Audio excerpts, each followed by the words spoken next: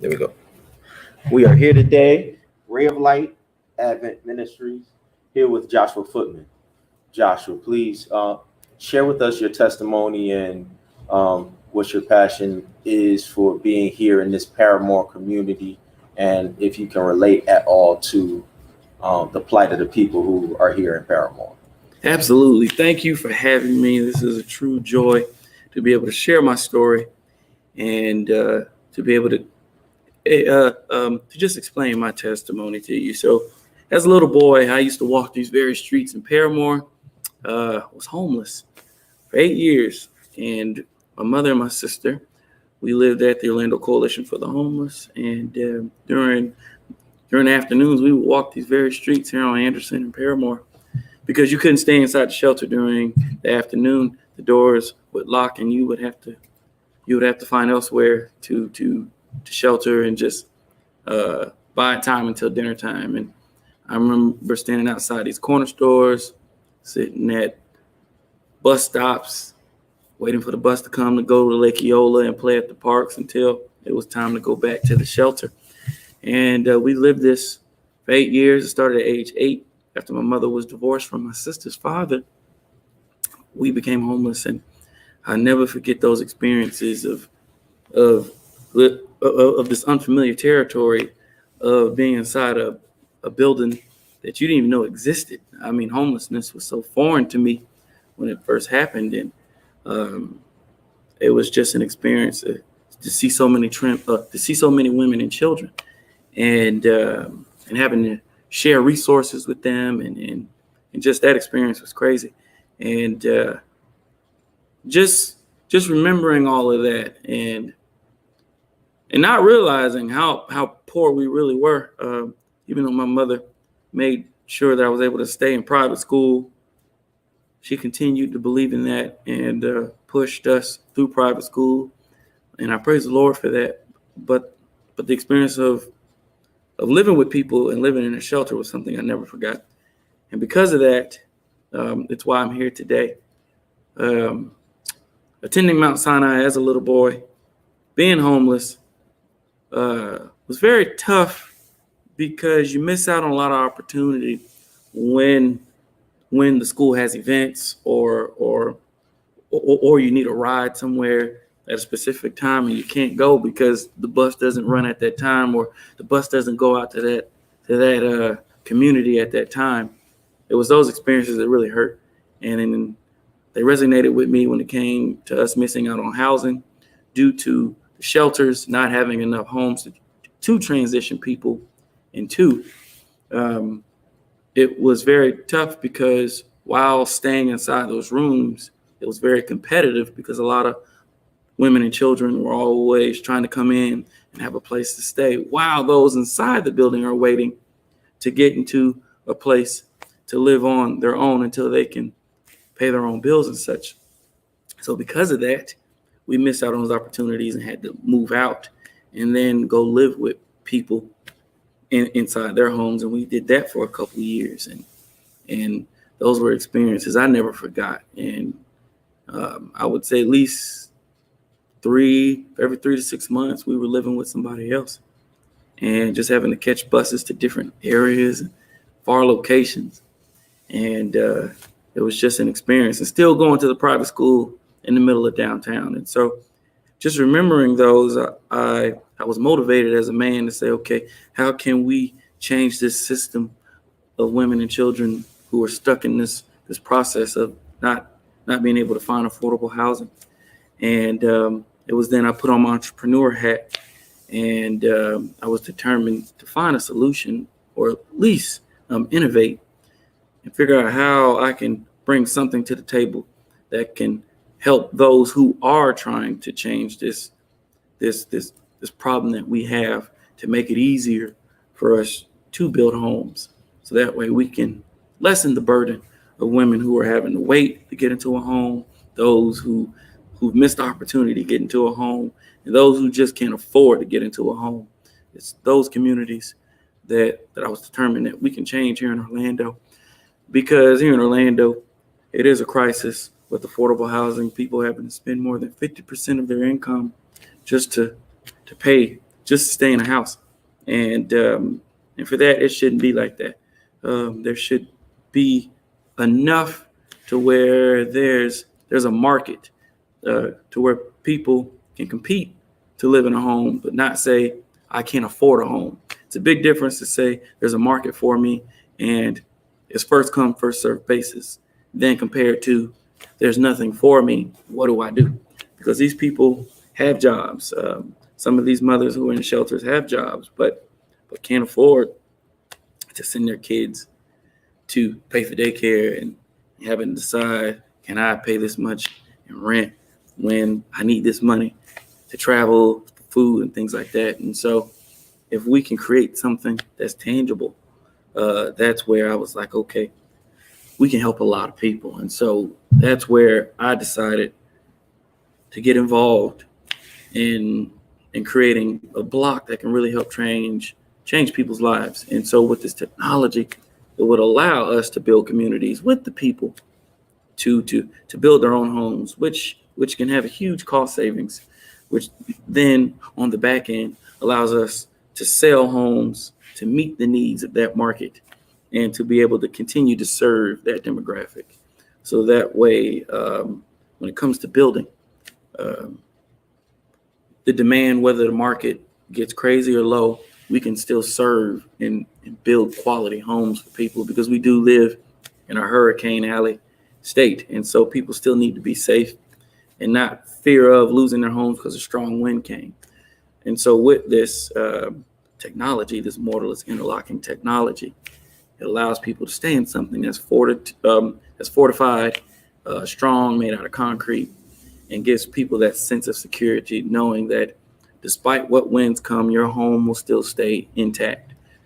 So I don't want them to miss, because this is such new technology, Mm-hmm. and I know they don't know what that was. So we're going to back up a little bit. So how did you get introduced to the company, the business, the brick, the block that you have, and then talk about how what you just said with your background, now you have a resource, meaning a company that has a special brick, and then talk about explain that brick, explain the company, and explain how we got here. Yeah, great question. So I was introduced to the technology, I say 2 years ago. I launched my first event for the communities where I used to live. And they were at all 3 homeless shelters where I brought families from these homeless shelters. And I held an event called Lighthouse Gala. And it was there I realized how important we needed to help build some transitional and affordable housing for these families. It was then I was introduced to a gentleman by the name of David Diamond, who was the brainchild who created this technology, the mortarless interlocking block. And so when I met him, he was very excited because he was trying to meet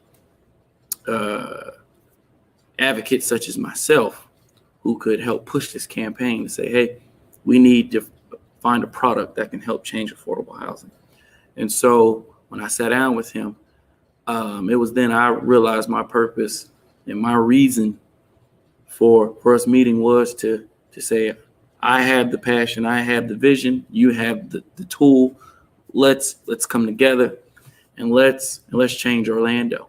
And so after those initial meetings, it was then I launched our campaign with Blue Diamond USA to introduce this technology to the market and say, hey, we're here for good, for the good of the community, to where we can change what's been overlooked. And so with me getting this technology and me leading the charge and me being the forefront on saying, hey, we're here, we're what you're looking for, this is what can help change so many lives. It was then I took it by the helm, and I began to connect and meet other people from other organizations. And one of the organizations was organization that's doing something powerful here inside the Paramore community. It was with the like minds that I saw that with this technology and their vision here on the Paramore community, that we can do something amazing here by building homes, creating jobs, providing a sense of community, all here inside this historic district. And so with that, I was very excited in what we could do and what was to come out of these great minds coming together and really changing how Orlando once viewed this community and how now it will view this community because of what's being placed before them. And so I'm real excited about that. Right. And it's very, very impressive that in a short 2-year span that Ray of Light Ministries and your company, we already have a project. We've secured a property. It's the first property being developed in an area that the city is investing tons and tons of money in. Mm-hmm. So now we're about to talk about the project. Okay. Mm-hmm. So Ray of Light has the same passion that you have. Our pastor, Anthony Lewis, has decided to put a transitional housing unit that you guys benefited from. But in this transitional housing unit, he's trying to have a cafe downstairs, mm-hmm. all of the resources downstairs to help the people who stay on the top floor, 8 to 10 different units. They could come downstairs during the day. They can reunite with their family. They can get resources to get back on their feet, job training, any type of professional help, link them back to sources of income and get them back into society, which sounds like that's what you guys were desperately looking for mm-hmm. when you were in that situation. Absolutely. So your role in that project is you are going to be the builder to do the construction on the extension of that project. Can you talk about how your brick will enable this project to be faster, more economical? It would be an opportunity for those people who are in the facility to work with you. And if there's a skill gap or not, can you talk about all the advantages of going with you as opposed to conventional construction? Absolutely. So the beauty of this technology and why it was created, it was to benefit visionaries such as Ray of Light, because your conventional concrete block requires skilled labor to build with. And so because of that skilled labor, the women who would be working and living inside this housing, they would only be what's the word? They would only what's the word? I'm trying to remember. But they would only stand on the sidelines and watch this building be built. But with our technology, they're not watching on the sideline and seeing something being built for them. They would be able to actually partake and be able to build what they're going to be living in. And so with that type of capability, it brings a different mindset where it causes them to appreciate what they're building and what they're living in, but also gives them a sense of pride to say, hey, I built this, but this is going to help so many more after me. Also, because the brick allows any layman to learn how to utilize it, it can now create a job, because there will be many more projects such as this to where we'll continue to build more transitional housing. And these women can teach other women how to say, hey, this is how we build this community, and this is how you lay this block. And so with that, now we have a community of builders that are now building strong concrete homes, to where now the skilled labor gap is no longer something that is in short supply, but now there is a much larger group that can now come in and help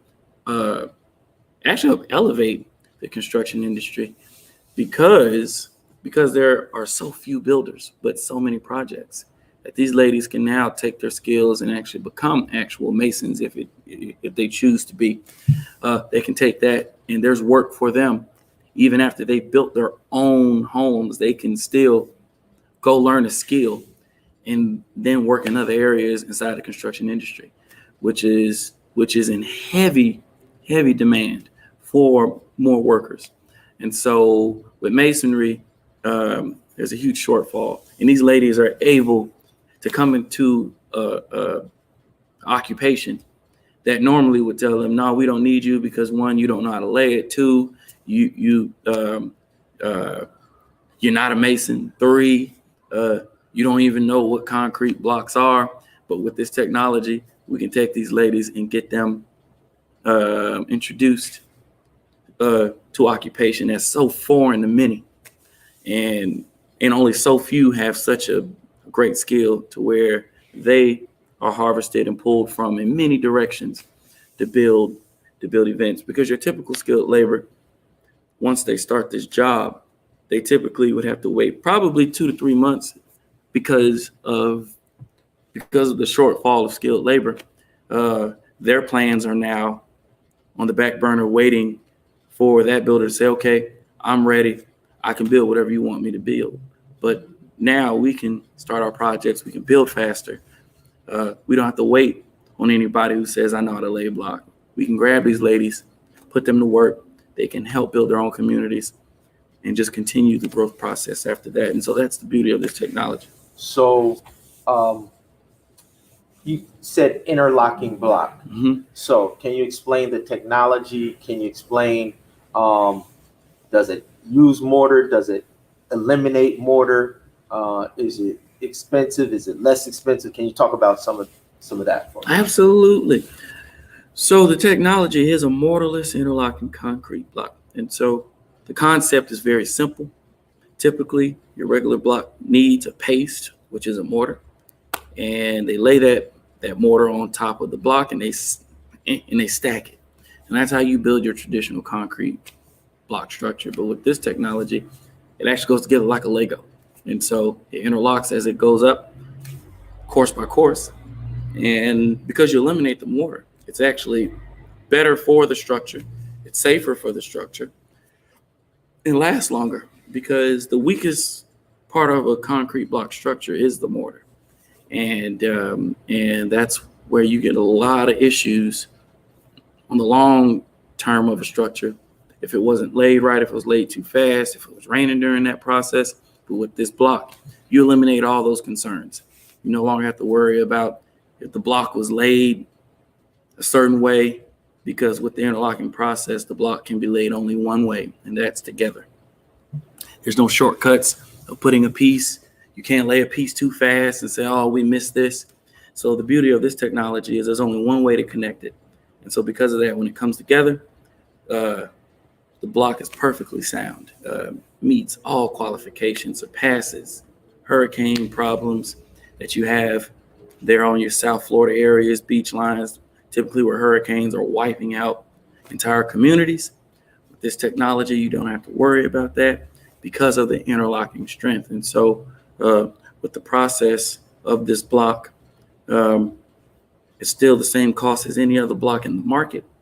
It's just you save so much because you eliminate the need of a skilled laborer, but also the mortar and also the time consumption that it takes in building those blocks course by course, because you can only go so high with your typical block. But with this block, I can go as high as the city will allow me, not due to a pace that has to dry, but because the interlocking process allows us to scale as high as we want to. And so that's the beauty of this technology. And so it's a joy to be able to see it actually being used and seeing people's eyes light up as it goes together, and just seeing them say, wow, I'm building something. I'm actually building a structure that typically takes such skilled labor. And now today we're able to utilize the common person to build a structure. And so I'm just excited to be part of this opportunity and for an organization such as Ray of Light to be able to use it and help change what they're going to be doing for women who are in need. Amen. You can edit, so it's no So problem. amen to that. The part I might have been outside when you said this. When you said skilled labor Mm-hmm. is not required. Mm-hmm. can you just do a little bit more? Sure. I don't know if you did that already. Yeah. I'll go into detail. That because you don't need skilled labor. You don't need to be a brick mason. Yes, sir. We've talked about the shortage of brick masonry, and how there's a backlog on that and the cost factor. But how can a woman coming out of prison or a guy simply jump on a construction site with your product and make it happen when they don't have any skills in that area? Right. So just kind of a lot of people who are in prison don't have any skill set. Right. And so therefore, when they come out, it's hard for them to get a job. Right. When it comes down to our product, and Ray of Light being the first in this area, hopefully, soon, blah, blah, blah. Yeah, that connection, how they can come right on out of prison without a skill level. Yeah. They just have to have desire and a desire to want to do the right thing. And they don't need to be a brick slab mortar. Absolutely. Yeah, that part right there. I didn't hear that. Did Absolutely. You? Yeah. Yeah, I'll go into further detail.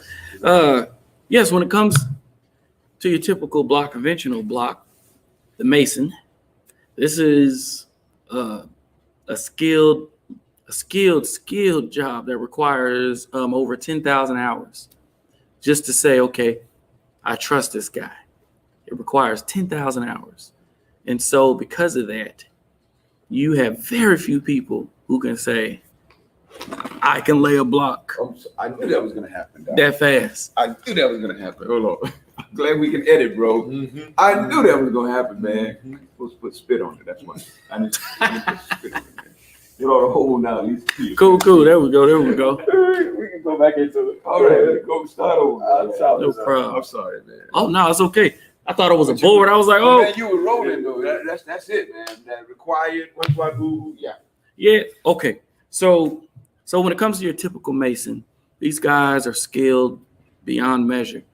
Most people don't realize for you to even consider someone to be a really good mason, they need to have over 10,000 hours of laying mortar. And so because of that small group, and it's a small group who can say, hey, I'm so skilled that I can lay any block out there that's needed. So many construction sites are pulling at the strings of these guys because there's not enough people inside the market who can say, hey, I'm skilled enough to lay a block, one, that will stand the time of winds and rain and all these other things, because they laid it right, that structure will stay strong. And so because of this shortage of skilled laborers who have committed these many hours of laying block, many projects suffer because of it. And a lot of people get their homes built too fast. They have infrastructure issues because someone who is a mason, who's not that skilled, laid the block, and now they're suffering years down the road. So because of this, the market is suffering. But with this technology, it allows me to eliminate the need of requiring someone who needs 10,000 hours just to lay a block. I can grab someone who has zero skill, who doesn't have actually who never thought that they could build.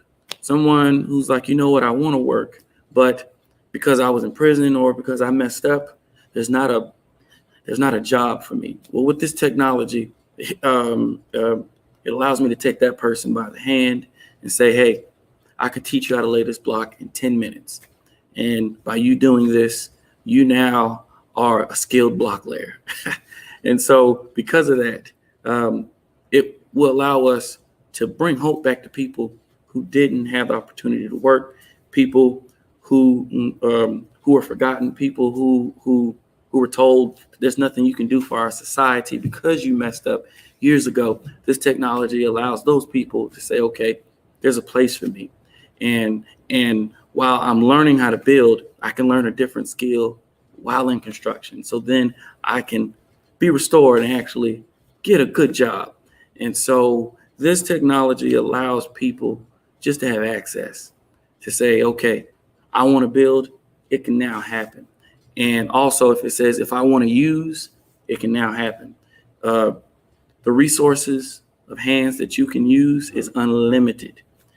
It's a powerful tool when you can say, anyone who walks by here and says they want a job, I can empower them and give them a job. And so that's the beauty of this technology, and one that's overlooked inside our construction industry, because any man or woman who wants to work should be able to find a job if it's provided. And so what I love about this opportunity, just gives people that opportunity, and to see the smile on people's faces, to build a structure that will be here when they're gone and actually be a living legacy to those who will be in need of something that they're not aware of what we're building. We may not know what the next generation's need is, but what we do know is by building these structures and these long-lasting buildings, it will meet the needs of those because of how simple it was to build places where people could dwell. And so that's just an amazing thing that I love. And I'm really excited to see people utilize this technology, because it's missing. We're in an industry where block has been used for 200 years, to where it hasn't changed. We still lay block the same way. And so because of that, many opportunities have been missed. It's crazy to say that when a car first started, that it needed certain functions for it to work. But now we're to the point where you could push a button and a car starts just by electricity. And so that helps just create more opportunities for people to have visions, to get things done. And now we have a block that can build and be built without any required skill, or having to worry about, if someone who's not skilled lays it, that there's foundational or infrastructure issues. That is completely eliminated. And this is a structure that will stand the long times of issues that happen in our society, whether it's storms, fires, wars. Structures can still stand and still be there. And if structures are knocked down, this technology allows us to come in and rebuild with the community, and allows people to rebuild and have hope again. So super excited to see people have the access to this tool. That explains good. We got it. You got it. So I'm excited. You got it, man. You got it. Cool. It's enough there, man. To pull it together, man. Knocked it out the park. Cool.